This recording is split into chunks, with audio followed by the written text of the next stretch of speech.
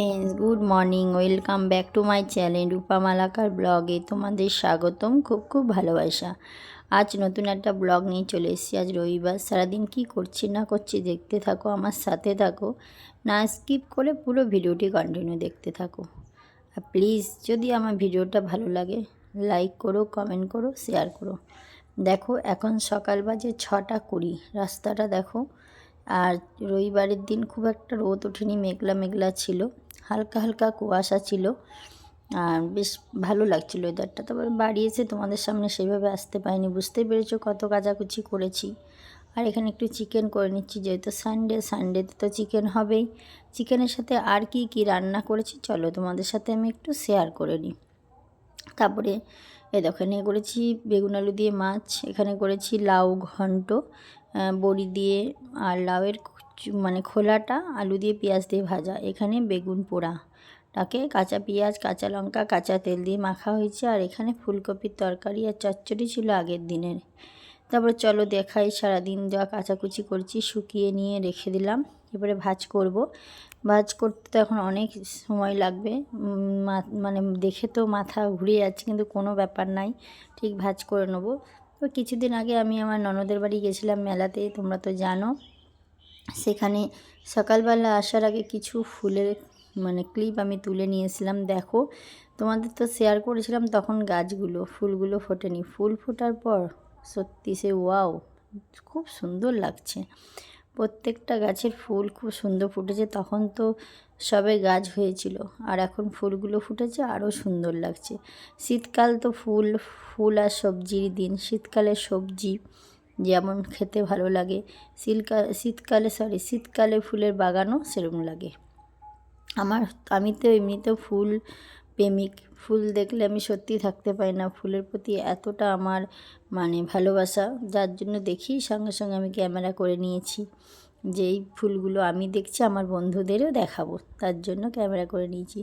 দেখতেই পাচ্ছ এই ফুলগুলো গাছ ছিল যখন তুলেছিলাম, এর আগে তো শেয়ার করেছিলাম। তো এখন দেখো কত সুন্দর ফুলগুলো বড় বড় হয়ে পড়েছে। আর গাঁদা ফুলটা না আমার খুব ভালো লাগে, শীতকালে বেশ গাছ ভর্তি ফুল থাকে। একটা ফুল দেখলে দু কালার, এইদিকে দেখো গোলাপ, একটা গোলাপি একটা সাদা, এই গোলাপ দুটো খুব সুন্দর লাগছে। এই গোলাপ গাছ দুটো সবে লাগানো ছিল, সেটাও তোমরা দেখেছো।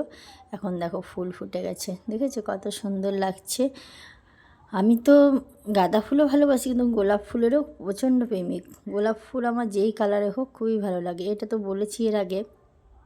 আর এই যে এখানে একটা পেয়ারা গাছ, এই গাছটা এখনও ফল হয়নি, পাশে একটা বড় গাছ ওটাতে ফল হয়ে গেছে।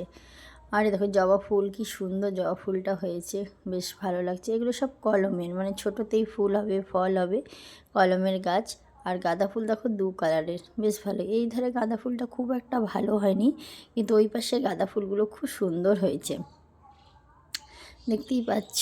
মানে এতটা সুন্দর লাগছে জবা ফুলটা। মানে ফুল জিনিসটা সত্যি কোনো মানুষ বলতে পারবে না ফুল পছন্দ না, ফুল জিনিসটা প্রত্যেকটা মানুষেরই পছন্দের জিনিস।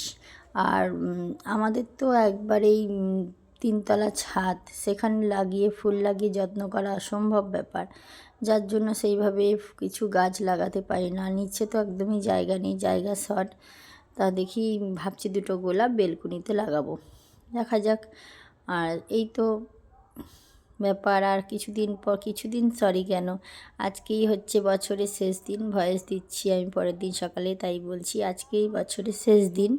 দেখতে দেখতে একটা বছর আমরা পার করে দিলাম, আবার নতুন বছর আসছে। নতুন বছরের আগাম সবার জন্য শুভকামনা, সবার বছরটা খুব ভালো কাটুক, সবার জীবনে যেন আনন্দ আনন্দ নিয়ে দিন কাটুক, সেটাই আমার কাছে চাওয়া। ঠিক আছে, তোমাদের তো ফুল দেখালাম, মানে এগুলো আমি ক্লিপ তুলে রেখেছিলাম তোমাদের সাথে শেয়ার করব বলে। তারপরে সারাদিন তোমাদের সামনে সেইভাবে আসতে পারিনি, কাজে তো প্রচণ্ড প্রেশার ছিল, দেখালাম। এখন দেখতেই পাচ্ছ আবার একটু রেডি হয়ে নিয়েছি, কারণ আমার মামা বাড়ি যেতে হবে। মামার মেয়ের ছেলে, মানে আমার বোনের ছেলের জন্মদিন, ছোট্ট করেই করছে। তাই আমাকে বলেছে, তা আমার ছেলে তো যাবে না, আমার ছেলে খেলাতে ব্যস্ত, যেহেতু পরীক্ষা শেষ। প্রত্যেকটা বন্ধু পরীক্ষা শেষ হয়ে গেছে, এক জায়গাতে থাকলে যা হয়।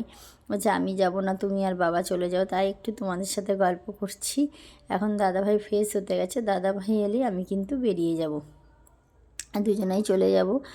ঠান্ডার মধ্যে যেতে ইচ্ছা করছে না, কিন্তু যতই হোক ছোট একটা বাচ্চার জন্মদিন বলেছে, তার জন্য আর মানে আমি ঠান্ডাটা ভাবলাম না, বললাম চলো আমরা ঘুরে আসি দুজনা। চলো, দাদাভাই তো ফ্রেশ হয়ে চলে আসছে, রেডি হচ্ছে, এবার বেরিয়ে যাই।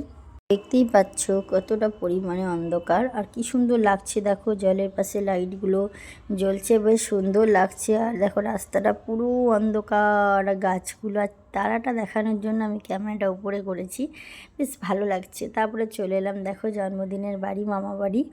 একটু ছোট্ট করেই করছে, কারণ যেহেতু মানে ওর মা ওর বাবা এখন নেই, ওরা দুজনে একটু মেশোতে বাইরে গেছে কাজে, মানে কাজ বলতে ডাক্তার দেখাতে গেছে, যার জন্য ওর মাসি আমরাই একটুখানি আনন্দকে দিচ্ছি। বাচ্চাদের যতটুকু হোক একটা যদি কেক এনে দেওয়া হয় না, সেটা কাটলেও তাদের মনে কিন্তু খুব আনন্দ লাগে। বাচ্চাদের আনন্দটাই আমাদের কাছে বড় পাওনা, ঠিক না? তার জন্য ওই যে ও দাদুর সঙ্গে, মানে আমার মামার সঙ্গে কেক কেটে নিচ্ছে। এটাই বেশি খুব মানে আনন্দ লাগছে, যে ছোট্ট বাচ্চাটা এইভাবে যে আনন্দ করছে না, সত্যি দেখেও মনটা খুব শান্তি লাগছে। দেখতেই পাচ্ছ আমি একদম মাথা ঢেকে দাঁড়িয়েছি, কারণ যেহেতু একদম পাশে পুকুর পাড়, মানে খুব ঠান্ডা লাগছে, যার জন্য আমি কিন্তু কানের ঢাকাটা কিন্তু খুলছি না, মানে টুপি সরি চাদরটা খুলছি না। আমি এমনিতেও প্রচণ্ড ঠান্ডা, দেখতে পাচ্ছি সব ড্যান্স করছে, আমি আর কোনো ড্যান্স করিনি, কারণ ঠান্ডাতে খুব একটা মানে ইন্টারেস্ট লাগছিল না। দেখতে পাচ্ছ স্নো স্প্রে যখন উড়াচ্ছে, দেখো রামধরির মতন কালার হচ্ছে।